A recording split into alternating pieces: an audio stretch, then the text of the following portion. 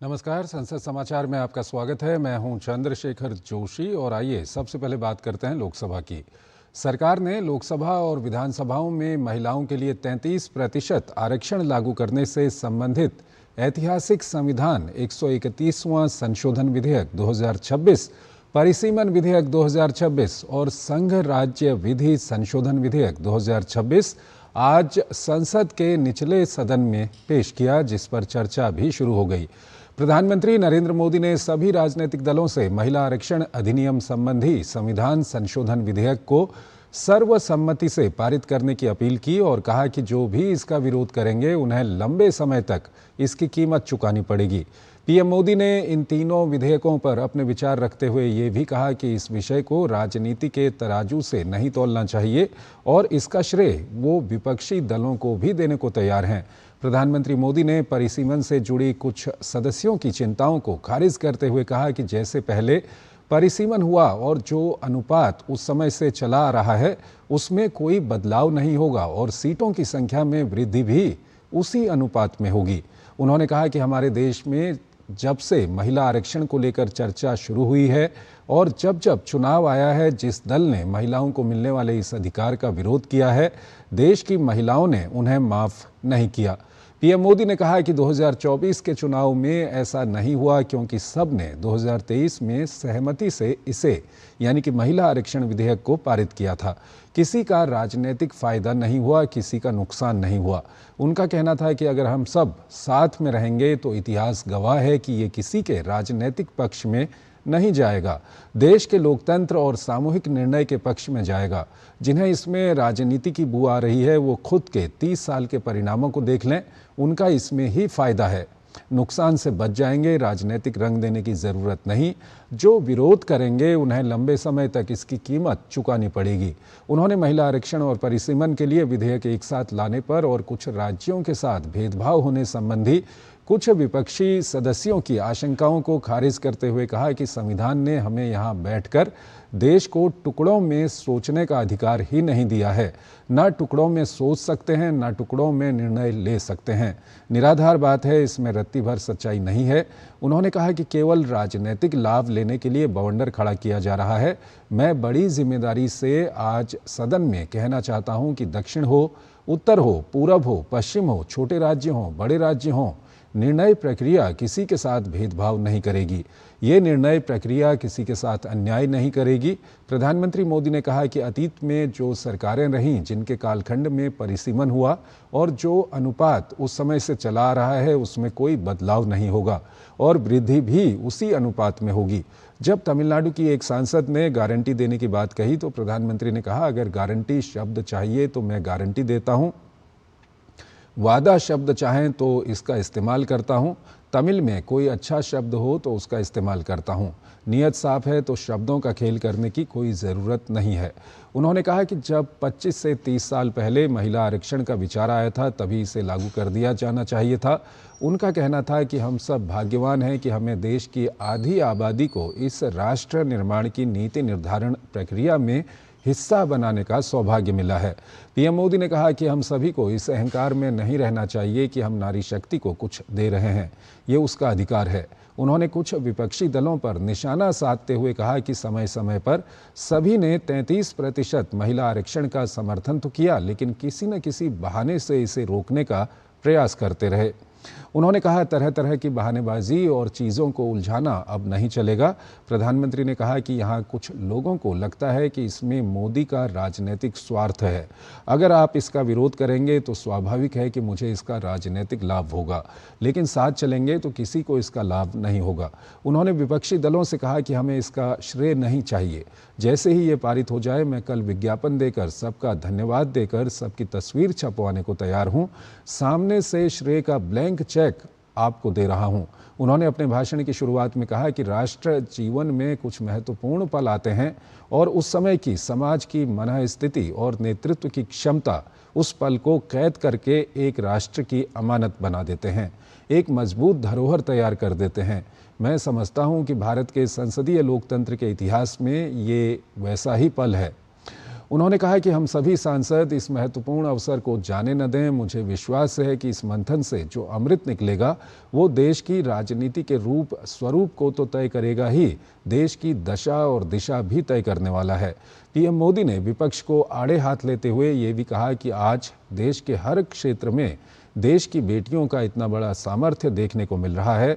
हम उन्हें यहाँ आने से रोकने में इतनी ताकत क्यों लगा रहे हैं, इसे राजनीतिक तराजू से मत तौलिए, ये राष्ट्रहित का निर्णय है।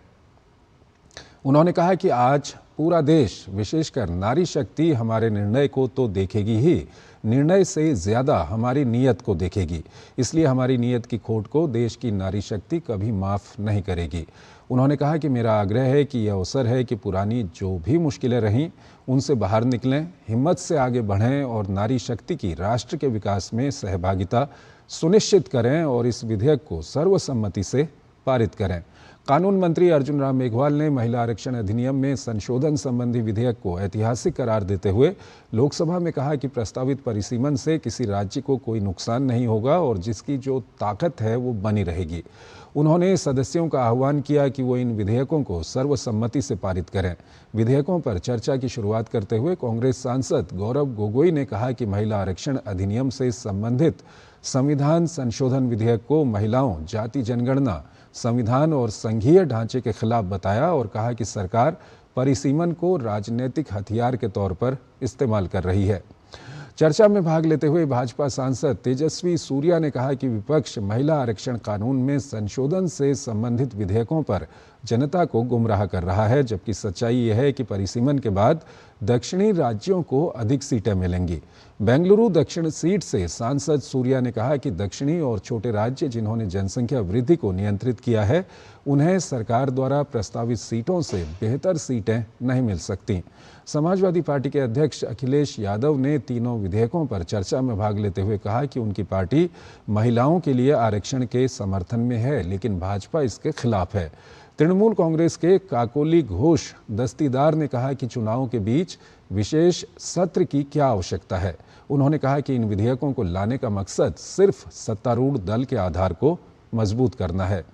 तेलुगु देशम पार्टी की सांसद वाई रेड्डी शबरी ने विधेयक का समर्थन करते हुए कहा कि ये नारी को नारायण बनाने वाला कदम है। जनता दल यूनाइटेड के नेता दिलेश्वर कामत ने कहा कि इस विधेयक से महिलाओं के सशक्तिकरण को बल मिलेगा और महिलाओं की पूरी भागीदारी सुनिश्चित हो सकेगी। इससे पहले इन विधेयकों को पेश किए जाने का विपक्षी दलों ने विरोध किया और संविधान संशोधन पर मत विभाजन के बाद ये विधेयक सदन में पेश किए गए। मत विभाजन में 251 वोट पक्ष में और 185 वोट विपक्ष में पड़े। केंद्रीय गृह मंत्री अमित शाह ने लोकसभा में कहा कि देश में जनगणना की प्रक्रिया जारी है और जातियों के साथ ही ये जनगणना होगी। उन्होंने ये भी कहा कि धर्म के आधार पर मुसलमानों को आरक्षण गैर संवैधानिक है। लोकसभा में महिला आरक्षण अधिनियम में संशोधन और परिसीमन से संबंधित 3 विधेयकों को पेश किए जाते समय समाजवादी पार्टी के नेता अखिलेश यादव और धर्मेंद्र यादव की कुछ टिप्पणियों का जवाब देते हुए अमित शाह ने ये बातें कहीं। महिला आरक्षण और परिसीमन संबंधी विधेयकों को पेश किए जाने का विरोध करते हुए धर्मेंद्र यादव ने कहा कि इन विधेयकों के माध्यम से जिस तरह परिसीमन को जनगणना से अलग करने का प्रयास किया जा रहा है, वो संविधान की भावना के विरुद्ध है। सपा अध्यक्ष अखिलेश यादव ने सवाल किया कि सरकार को विधेयक लाने की इतनी जल्दबाजी क्या है।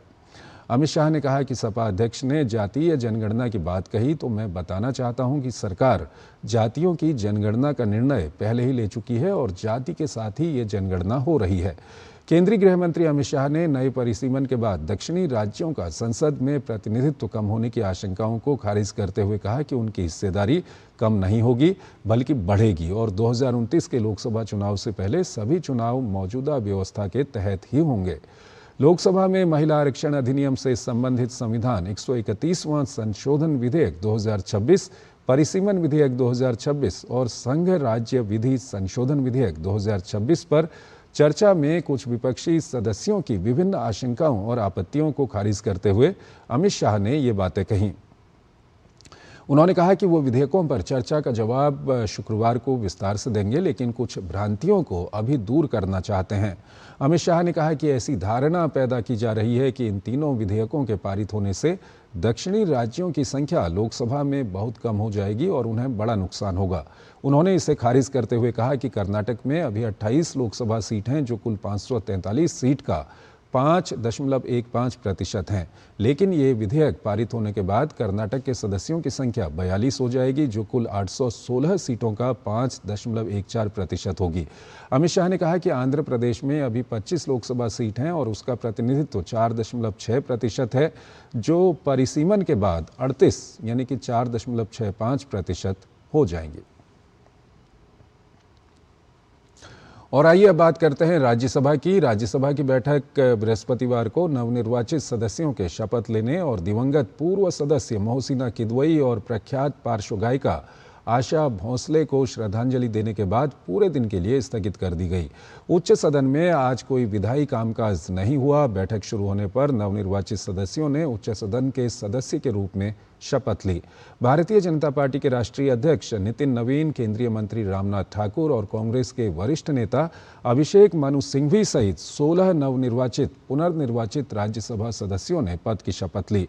भारत के उपराष्ट्रपति और राज्यसभा के सभापति सीपी राधाकृष्णन ने बिहार, असम, हरियाणा, हिमाचल प्रदेश, महाराष्ट्र, ओडिशा और तेलंगाना का प्रतिनिधित्व करने वाले इन सदस्यों को उच्च सदन की सदस्यता की शपथ दिलाई। इन 16 सांसदों में से 8 भाजपा के हैं, जबकि उसके सहयोगी दलों के 3 सदस्य शामिल हैं। शेष 5 सदस्य कांग्रेस से हैं। भाजपा के राष्ट्रीय अध्यक्ष नितिन नवीन ने हिंदी में शपथ ली। सदन में मौजूद सदस्यों ने मेजें थपथपाकर उनका स्वागत किया। नवीन उच्च सदन में बिहार का प्रतिनिधित्व करेंगे। सभापति सीपी राधाकृष्णन ने उन्हें और शपथ लेने वाले अन्य सदस्यों को बधाई दी। केंद्रीय मंत्री रामनाथ ठाकुर ने भी शपथ ली, जो बिहार से पुनर्निर्वाचित हुए हैं। शपथ लेने वाले अन्य सदस्यों में असम से भाजपा के तिराश गोवाला और जोगेन मोहन, यूपीपीएल के प्रमोद बोरो, बिहार से राष्ट्रीय लोक मोर्चा रालोमो के उपेंद्र कुशवाहा, भाजपा के शिवेश कुमार, छत्तीसगढ़ से भाजपा की लक्ष्मी वर्मा और कांग्रेस की फूलो देवी नेताम, हरियाणा से कांग्रेस के करमवीर सिंह बौद्ध और भाजपा के संजय भाटिया, हिमाचल प्रदेश से कांग्रेस के अनुराग शर्मा, महाराष्ट्र से भाजपा के विनोद श्रीधर तावड़े, ओडिशा से भाजपा के सुजीत कुमार, तेलंगाना से कांग्रेस के डॉक्टर अभिषेक मनु सिंघवी और बेम नरेंद्र रेड्डी शामिल हैं। इन सभी के शपथ लेने पर सदस्यों ने मेजें थपथपाकर इनका स्वागत किया। इसके बाद सदन ने प्रख्यात पार्श्व गायिका दिवंगत आशा भोसले और वरिष्ठ कांग्रेस नेता, पूर्व केंद्रीय मंत्री एवं उच्च सदन की पूर्व सदस्य मोहसिना किदवई को उनके निधन पर श्रद्धांजलि दी। सभापति ने कहा कि उत्तर प्रदेश के बांदा जिले में 1 जनवरी 1932 को पैदा हुई मोहसिना किदवई कम उम्र से ही राजनीति में सक्रिय रहीं। उनका 8 अप्रैल को 94 वर्ष की उम्र में निधन हो गया। उन्होंने बताया कि किदवई ने 2004 से 2010 तक और 2010 से 2016 तक राज्यसभा में छत्तीसगढ़ का प्रतिनिधित्व किया था। उनका विशिष्ट राजनीतिक करियर 6 दशक से अधिक लंबा रहा। किदवई को 4 अलग अलग विधायी सदनों, उत्तर प्रदेश विधानसभा और विधान परिषद और संसद के दोनों सदनों की सदस्य बनने का गौरव प्राप्त हुआ। उन्होंने उत्तर प्रदेश सरकार के साथ ही केंद्र में मंत्री के रूप में कार्य किया। सभापति ने कहा कि किदवई ने कमजोर तबके के कल्याण के लिए भी काम किया। उन्होंने कहा कि किदवई के निधन से देश ने एक उत्कृष्ट प्रशासक एवं मुखर सांसद को खो दिया है। सभापति राधाकृष्णन ने भारतीय फिल्म संगीत में उत्कृष्ट योगदान देने वाली पार्श्व गायिका आशा भोसले के निधन का जिक्र करते हुए कहा कि वो देश की सबसे बहुमुखी, प्रतिभा संपन्न और लोकप्रिय आवाज़ों में से एक थीं। आशा भोसले का गत 12 अप्रैल को मुंबई में निधन हो गया। वो 92 वर्ष की थीं। 8 सितंबर 1933 को महाराष्ट्र के सांगली में जन्मी आशा भोसले ने संगीत और सिनेमा जगत में अपना एक अनूठा मुकाम हासिल किया। सभापति ने कहा कि 8 दशक से अधिक लंबे अपने करियर में आशा भोसले ने कई भारतीय भाषाओं में हजारों गीतों को अपनी मधुर आवाज़ दी और भारतीय संगीत के परिदृश्य पर एक अमिट छाप छोड़ी। उन्होंने कहा कि संगीत के क्षेत्र में उनके योगदान को देखते हुए उन्हें कई प्रतिष्ठित पुरस्कारों से सम्मानित किया गया, जिनमें पद्म विभूषण, दादा साहेब फाल्के पुरस्कार और राष्ट्रीय फिल्म पुरस्कार शामिल हैं। इसके अलावा उन्हें कई राष्ट्रीय या अंतर्राष्ट्रीय सम्मान भी प्राप्त हुए। उन्होंने कहा कि पार्श्व गायिका आशा भोसले के निधन से देश ने एक महान आवाज़, एक अद्वितीय कलाकार और एक सांस्कृतिक प्रतीक को खो दिया है, जिनकी विरासत आने वाली पीढ़ियों को प्रेरित करती रहेगी। सदन में सदस्यों ने कुछ पल मौन रखकर मोहसिना किदवई और आशा भोंसले को श्रद्धांजलि दी।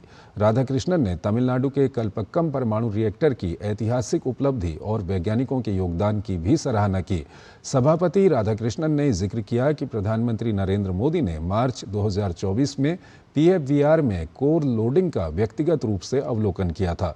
उन्होंने कहा कि ये उपलब्धि भारत के परमाणु ऊर्जा मिशन और 2070 तक शून्य उत्सर्जन के लक्ष्य को प्राप्त करने की प्रतिबद्धता को मजबूत करती है और सरकार के 100 गीगावाट परमाणु ऊर्जा के लक्ष्य के अनुरूप है। सभापति ने दिसंबर 2025 में संसद द्वारा पारित सतत परमाणु ऊर्जा दोहन और विकास अधिनियम शांति का भी उल्लेख किया, जिसके तहत नागरिक परमाणु ऊर्जा क्षेत्र को सभी हितधारकों के लिए खोल दिया गया। उन्होंने कहा कि इस उपलब्धि के साथ ही भारत उन चुनिंदा देशों में शामिल हो गया जिन्होंने इस उन्नत प्रौद्योगिकी में महारत हासिल की है। उन्होंने इस उपलब्धि में शामिल सभी वैज्ञानिकों, इंजीनियरों, तकनीशियनों और उद्योग भागीदारों की सदन की ओर से सराहना की। इसके अलावा उच्च सदन में पीठासीन उपाध्यक्षों के पैनल का पुनर्गठन किया गया और इसमें भाजपा, कांग्रेस, अन्ना द्रमुक और बीजेड से 6 सदस्यों को नामित किया गया। ये पैनल 15 अप्रैल से प्रभावी माना जाएगा। पैनल में भाजपा के दिनेश शर्मा, एस फांगनोन कोन्याक और घनश्याम तिवाड़ी, कांग्रेस की फूलो देवी नेताम, अन्ना द्रमुक के एम थंबिदुरई और बीजेड के सस्मित पात्रा शामिल हैं। सदन की बैठक में राज्यसभा के महासचिव पीसी मोदी ने इस संबंध में घोषणा की। पैनल के सदस्यों को उस समय सदन का संचालन करने के लिए बुलाया जाता है जब सभापति और उपसभापति दोनों अनुपस्थित होते हैं। अध्यक्षता करते समय पैनल सदस्य कार्यवाही का संचालन करने और व्यवस्था बनाए रखने के लिए उन्हीं अधिकारों का प्रयोग करते हैं जिनका प्रयोग सभापति करते हैं। इसके बाद सभापति ने आवश्यक दस्तावेज सदन के पटल पर रखवाए और फिर 11:45 पर उन्होंने बैठक कल शुक्रवार को 11 बजे तक के लिए स्थगित कर दी। तो संसद समाचार में फिलहाल इतना ही और इसके बाद एक छोटा सा ब्रेक लेते हैं, फिर आपको कुछ खास खबरें बताएंगे।